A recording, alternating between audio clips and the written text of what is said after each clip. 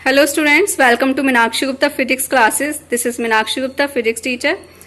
Today I am making this video for the 9th class student. 9th class के लिए chapter 1 की videos मैंने already uploaded कर दी हैं, आप वहां जाकर या प्लेलिस्ट में देख सकते हैं। यहाँ इस वीडियो से हम चैप्टर 2 स्टार्ट करेंगे, that is your force and Newton's law of motion. अगर आपको वीडियो पसंद आए तो लाइक करिएगा, शेयर करिएगा अपने फ्रेंड्स के साथ, और चैनल अगर आपने सब्सक्राइब नहीं किया है तो please subscribe the channel and like it. So let's start with the chapter 2, force and Newton's law of motion. So let's start with the chapter that is force and Newton's law of motion. पहले हम force के concept को समझेंगे, उसके बाद Newton's law of motion पर आएंगे। तो फोर्स की डेफिनेशन आपने बचपन से बहुत बार पढ़ी होगी, किसी भी पुल और पुश को हम क्या कहते हैं, फोर्स कहते हैं। बट यहाँ पे अब आप 9th क्लास में हैं तो डेफिनेशन थोड़ी सी अपडेटेड है, या कह सकते हैं आप थोड़ी वर्जन चेंज है। तो force is a full pull or push acting on a body which changes or try to change the position speed। अगर आप किसी ऑब्जेक्ट पे फोर्स लगा रहे हो तो उसकी पोजीशन स्पीड चेंज हो जाएगी। डायरेक्शन ऑफ मोशन, अगर कोई बॉडी इस डायरेक्शन में मूव कर रही है और आपने उसको फोर्स लगा के इस डायरेक्शन में मूव करा दिया तो it will change the direction of motion of the body. और शेप भी चेंज कर सकते हो, जैसे क्ले होती है ना, अगर वो सर्कल में और आपने उसे प्रेस किया तो it will be in the shape of a plane shape में आ जाएगी, तो शेप भी चेंज कर सकते हैं। And size of the body का साइज भी चेंज कर सकते हैं। And which is required to cause the acceleration on a body, जिसकी वजह से उस बॉडी में एक्सीलरेशन आपका आ जाता है। ठीक है, that is called your force, और this is the definition of force. ठीक है, उसके बाद आता है बैलेंस्ड एंड अनबैलेंस्ड फोर्स। तो बैलेंस्ड और अनबैलेंस्ड फोर्स में देखो, balanced forces do not change the state of rest और मोशन। बैलेंस्ड फोर्स का मतलब है जब आप एक बॉडी पे दोनों साइड से इक्वल फोर्स अप्लाई करो तो कोई चेंज होगा नहीं। अगर जैसे जो आपका टग वार वाला गेम होता है, दो साइड से रस्सी पकड़ के बच्चे खेलते हैं, तो अगर दोनों तरफ इक्वल फोर्स लगता रहेगा यानी कि वो फोर्स कैसा है, बैलेंस फोर्स है, तो उसमें कोई ना जीतेगा ना कोई हारेगा, यानी कि कोई विनर ही नहीं होगा, वो आप बस स्ट्रेच करते रहेंगे। उसे हम एक तरह से बैलेंस कहेंगे। और अनबैलेंस कब होगा, जब एक तरफ आपका फोर्स ज्यादा अप्लाई हो जाएगा और एक तरफ कम, और जिस तरफ आपका फोर्स ज्यादा अप्लाई हुआ उसी तरफ जो विनर टीम होगी वो उसी साइड की हो जाएगी, तो वो हो जाएगा आपका अनबैलेंस्ड फोर्स। अब बैलेंस फोर्स अगर आप अप्लाई करोगे तो क्या क्या चेंजेस हो सकते हैं। बैलेंस फोर्स से फिर भी क्या करेगा, ये चेंजेस कर सकता है।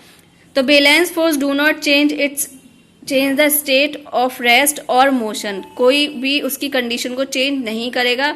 मे चेंज कर सकता है क्या, the shape and size of a soft object, किसी भी सॉफ्ट ऑब्जेक्ट की शेप या साइज को चेंज कर सकता है बैलेंस्ड फोर्स।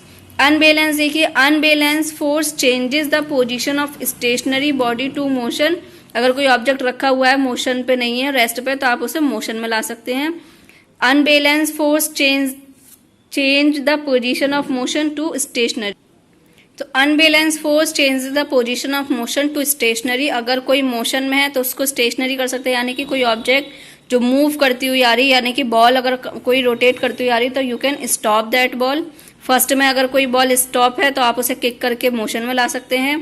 थर्ड है unbalance force changes the direction of motion, direction change कर सकते हो अप्लाई करके। And also change the shape and size of a soft object, और किसी भी साइज या शेप को, किसी भी ऑब्जेक्ट के साइज और शेप को भी चेंज कर सकता है। यानी कि हम जो अपने आसपास जितने भी फोर्सेस देखते हैं वो एक तरह से आपके अनबैलेंस्ड फोर्स हैं। ठीक है, ये आपके फोर्सेस की डेफिनेशन होगी, फोर्स और अनबैलेंस्ड, बैलेंस्ड और अनबैलेंस्ड फोर्स। इसके बाद फोर्स की कई फॉर्मूला वगैरह हैं, एग्जाम्पल हैं, वो हम सब न्यूटन्स लॉ ऑफ मोशन पढ़ने के बाद करेंगे। तो फर्स्ट है आपका Newton's first law of motion. Newton ने 3 लॉ ऑफ मोशन दिए थे, first law of motion, second law of motion and third law of motion. हम पहले फर्स्ट लॉ ऑफ मोशन पढ़ते हैं।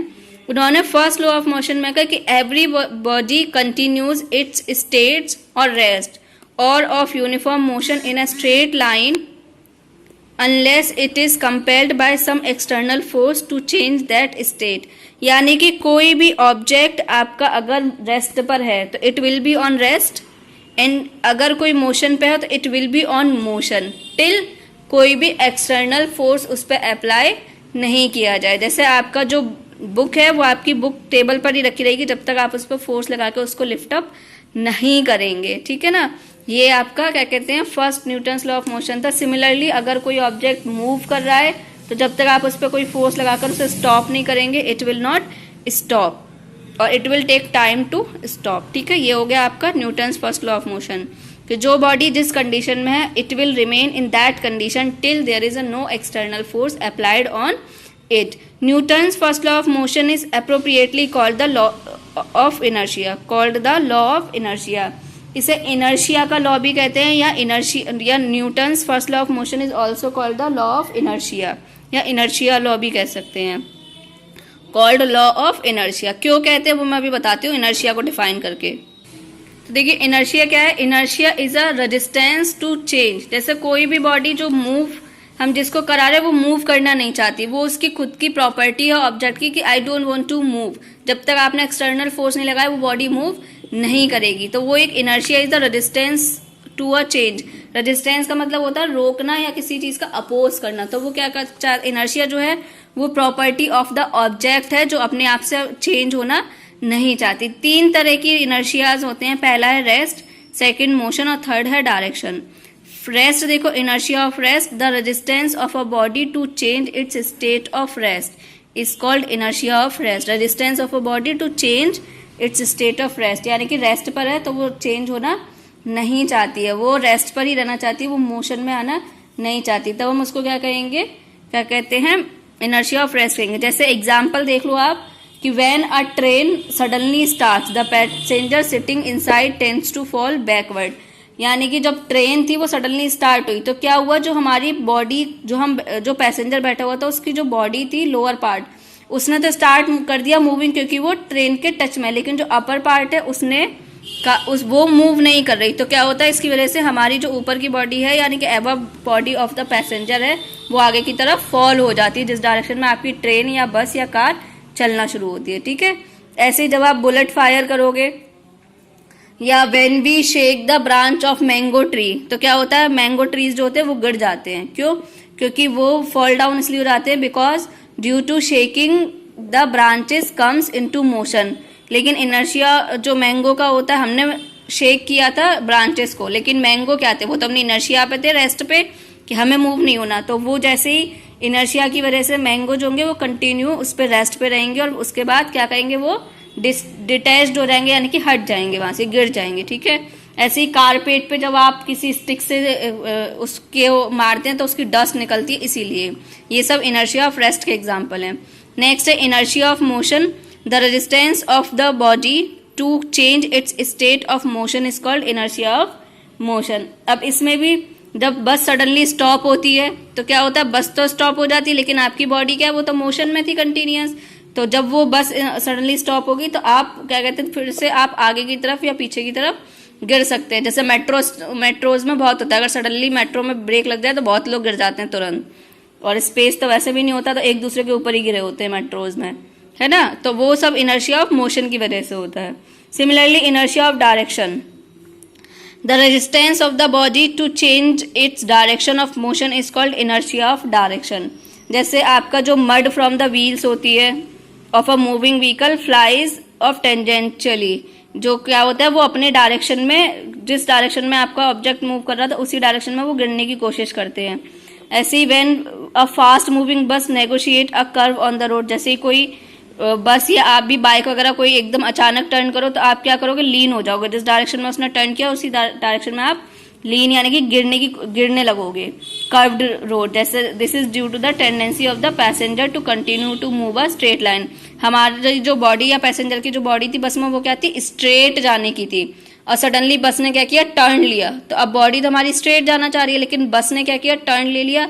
तो बस के टर्न की वजह से हमारी बॉडी को उस साइड में लीन होना पड़ेगा या धक्का लगेगा या उस तरफ हम झुक जाते हैं।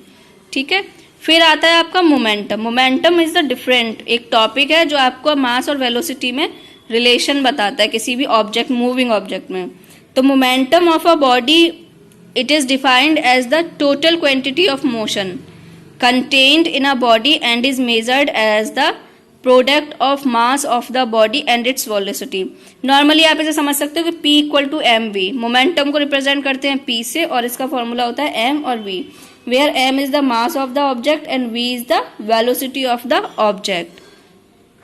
अगर आप ग्राफ बनाओ तो हमेशा याद रखना, जब भी आपकी कोई भी ऑब्जेक्ट, कोई भी क्वांटिटीज प्रोपोर्शनल है, यहाँ पे अगर आप m कांस्टेंट कर दो तो p जो है वो v के प्रोपोर्शनल है। क्या है? p जो है v के प्रोपोर्शनल है। जब भी डायरेक्टली प्रोपोर्शनल कोई भी हो क्वांटिटीज, तो उनके बीच में जो ग्राफ बनता है वो स्ट्रेट लाइन बनता है। हमेशा याद रखना कैसा ग्राफ बनेगा? Straight line. यहाँ पे m कांस्टेंट कर दिया है तो ग्राफ बना p और v के बीच में, कैसा बना है? Straight line. Similarly v constant है, तो अगर जब v कांस्टेंट कर दिया तो p प्रोपोर्शनल हो जाएगा m, p प्रोपोर्शनल m, यानी कि p और m के बीच में जो ग्राफ बनेगा वो भी कैसा बनेगा? स्ट्रेट। यहाँ पे जब मैंने v को हाइड किया तो आपको लग रहा होगा p इक्वल टू m है, लेकिन नहीं, जब हमने v को कांस्टेंट माना तो p प्रोपोर्शनल m हो जाएगा। और जब हमने क्या कहते इस कंडीशन के लिए, और जब हमने m को कांस्टेंट माना तो इसके लिए हो जाएगा आपका p proportional v। This is the symbol for proportional. Alpha की तरह होता है but it is called the symbol of proportionality या प्रोपोर्शनल। ठीक है, तो जब p प्रोपोर्शनल v होगा then graph will be straight line. p proportional to m है, graph will be straight line. यहाँ पे p कांस्टेंट है तो v और m के बीच में तो जो ग्राफ होगा v is proportional to 1/m है। इनवर्सली प्रोपोर्शनल, तो इनवर्सली प्रोपोर्शनल के लिए जो ग्राफ बनते हैं वो इस तरह से बनते हैं। ठीक है, अगर आपके पास कोई दो अलग अलग ऑब्जेक्ट है, जैसे P1 और P2 दो अलग अलग ऑब्जेक्ट का मास और वेलोसिटी है, तो उसको हम इस तरह से उनके रेशियोज लिख सकते हैं मोमेंटम के, m1 v1 m2 v2। मान लीजिए कोई न्यूमेरिकल दिया हो मोमेंटम निकालने के लिए कि कैलकुलेट द मोमेंटम निकालना है, यानी कि हमें P पूछा है आपसे of a bullet having mass m दिया है 25 ग्राम, तो आप इसे लिख सकते हैं केजी में 25/1000, यानी कि 0.025 KG is throne using hand with a velocity v दिया है आपको v इक्वल टू 0.1 मीटर पर सेकेंड। हमें रिलेशन पता है p इक्वल टू क्या होता है? m v।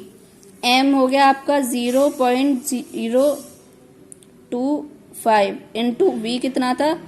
0.1, तो ये आ जाएगा 25 into 10 to the power 1 2 3 4, 10 to the power minus का 4, और यूनिट हो जाएगी केजी मीटर पर सेकेंड। ठीक है, ये -4 कैसे आया?